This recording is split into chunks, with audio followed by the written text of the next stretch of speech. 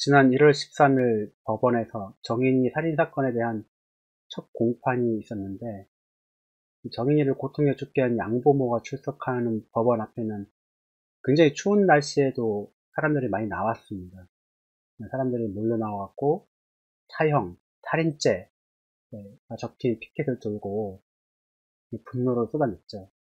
이런 사람들의 분노가 얼마나 컸으면 재판을 끝내고 돌아가는 차량에 올라가갖고 그 법원 경비하는 사람들을 깜짝 놀라게 하는 위험한 상황이 연출되기도 했습니다. 재판이 있기 전에 검찰이 기존의 아동학대 치사에서 살인으로 공소장을 변경을 했는데, 따라서 이 사건은 이제 가해자가 정인이를 살해한 사건이 된 거죠. 살인사건이 된 겁니다. 살인을 주요한 공소사실로 하고 아동학대 치사를 예비적 공소사실로 변경한 것만 보더라도 이제 이거를 살인사건으로 이제 분류해야 되는 거죠. 검찰은 공소장에서 정인이가 외부의 강압적인 충격이 없이는 죽을 만큼의 신체 손상을 받을 사유가 없다는 법의학자들의 재검정 사실에 기반해갖고 양보모가 고의적으로 죽기를 바라는 마음에 죽음으로 몰아간 것으로 보고 있는 것이죠. 이 첫 재판이 열렸기 때문에 이제 판단은 법원의 손에 달려 있습니다. 원고와 피고인으로 나뉜 법정에서 치열한 공방이 벌어질 것이 뻔한 상황이기에 재판부가 어떤 판단을 하는지가 초미의 관심으로 떠오를 수밖에 없는 것이죠. 그런데 또 한 가지 소식이 전해진 게, 정인이 양부모 측에서는 재판부에 반성문을 제출했다고 합니다. 반성문의 내용을 읽어보면 정인이를 죽을 만큼 때린 적은 없다, 이 내용이 대부분인 거죠. 그러니까 뭐 훈육으로 이제 또 화나서 때렸다, 사망한 날은 들고 흔들기도 했다. 흔들기만 해서는 그렇게 정인이가 죽을 만큼 장파열이 오고 췌장이 이렇게 부러지는 그 정도는 안 했다는 주장인 겁니다. 그런데 내용이 무슨 내용인지를 일단 떠나서 상관없이 정인이 양부모가 반성문을 제출했다는 소식을 듣고 한 가지 기사가 생각이 났습니다. 얼마 전 법원이 판결이 내려진 햄버거 가게 6살 어린이 사망 사건이죠. 이 사건은 50대 한 남성이 조기 축구를 마치고 대낮부터 술을 먹습니다. 그것도 모자라서 차를 몰아요. 누가 봐도 명백한 음주운전을 한 거죠. 한편 햄버거 가게를 지나는 일가족이 있었는데, 그 엄마, 그리고 9살 난 아들, 그리고 그 밑에 6살 또 아들, 이렇게 2명 자식 데리고 이렇게 가고 있었는데, 햄버거가 먹고 싶었던 모양이죠. 그래서 이제 햄버거를 사려고 딱 들어가려고 그러는데, 마침 코로나19 상황이었기 때문에 사람이 밀접한 지역에 다 들어가면 이제 위험할 것 같아서 어머니와 9살 난 아들만 가게로 들어갑니다. 6살 난 어린이는 밖에서 기다리라고 한 거죠. 근데 하필 그 대낮에 술 먹은 50대 운전자가 뭐 술 먹어서 운전을 했으니까 운전이 제대로 됐겠습니까? 그래서 그 가게 앞에 이제 세워져 있던 오토바이, 그리고 가로등을 들이박습니다. 그리고 가로등이 넘어지면서 그 어린아이를 치게 된 거죠. 그 머리를 크게 다쳐서 병원으로 이송됐는데, 끝내 이제 세상을 떠나고만, 매우 안타까운 사건이 벌어진 겁니다. 그 사건이 벌어지자 청와대 국민 게시판에 올라옵니다. 그렇게 되면서 세간의 이목이 집중되면서 여러 뉴스 매체를 통해서 알려지기 시작이 된 거죠.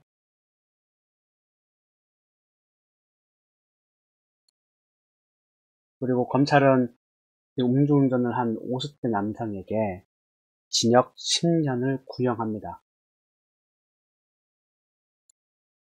그런데 법원은 검찰의 구형보다 낮은 징역 8년을 선고를 합니다. 이 뉴스가 정인이 양부모 재판 전에 나왔던 기사입니다.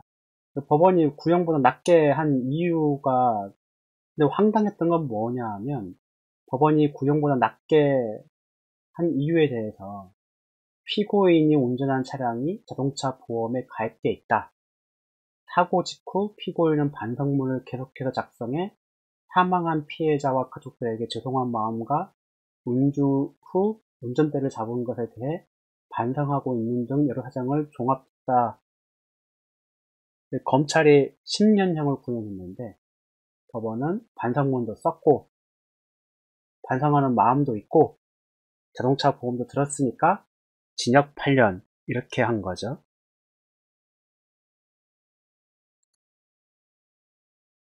이게 뉴스로 보도가 됩니다. 이 판결이 내려지자 피해자 어머니 법정에서 오열했다고 합니다. 그리고 판사님 너무하십니다. 이건 아니에요. 등으로 절규를 했다고 합니다. 이것도 뉴스를 통해서 보도가 된 사실입니다. 정인이 양부모가 왜 그렇게 재판이 열리기 전에 반성문을 제출했는지 이 햄버거 가게 음주운전 사고 판결을 보면 알 것 같습니다. 검찰의 공소사실은 살인죄인데 직접적으로 누가 본 사실이 없어요. 정인이가 목숨을 잃을 만큼 외부 충격을 정인이 양부모가 줬다는 데에 대한 객관적 사실 입증이 어려운 상황인데 그러다 보니까 살인죄를 부인하면 되는 거죠. 입증 책임은 검찰에게 있으니까 실제로 지금도 살인죄를 계속 부인하고 있습니다. 이런 와중에 반성문을 제출하면 반성하는 모습을 재판부에만 보이면 감경받을 수 있다는 거 아니겠습니까? 재판이 이제는 완전한 어떤 전술 전략적으로 해야지만 되는 그런 게 돼가고 있어요. 사람들은 중범죄를 저지른 사람에게 그에 맞는 처벌이 내려지길 바랍니다. 최근 보도되는 뉴스들만 보면 아무런 이유 없이 사람을 죽게 하는 일이 너무나 많아요.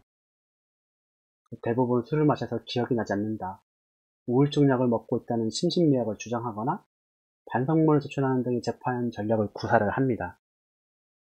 신기하게도 우리나라의 법원은 그거를 대부분 다 받아줘요. 다. 피고인이 진정으로 반성을 하는지 안 하는지 그건 아무도 모르는 거죠. 모르는데 판사는 안 돼. 재판을 주관하는 재판장은 사람의 마음까지도 읽는 능력을 수련한 건지 날 때부터 보유한 건지는 모르겠지만 다 판결을 내네요.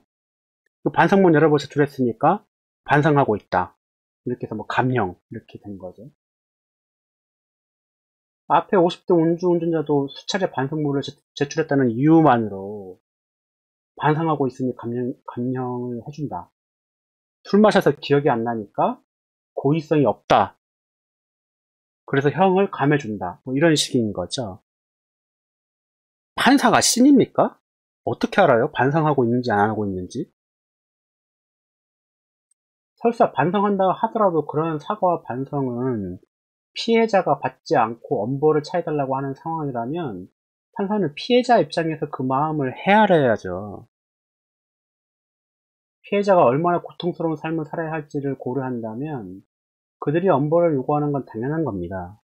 실제로 그 햄버거 가게 그 교통사고로 인해서 6살 동생을 잃은 9살 형이 지금도 정신과 치료를 받아요. 왜냐하면 그 사고 장면을 다 봤기 때문에 그런 겁니다. 햄버거 가게에 이렇게 들어가서 햄버거 시킨다고 그 메뉴판만 본 게 아니라 밖에 서 있는 6살에 혼자 있으니까 어디 가는지 안 가는지 지켜본 거예요. 가게 안에서도. 그러다가 사고가 난 거를 다 본 겁니다. 엄마와 9살 형이 6살 애가 다치는 장면을 다 본 거예요. 9살 형이 지금도 정신과 치료를 받고 있고 그 부모는 어떻겠어요, 그 마음이.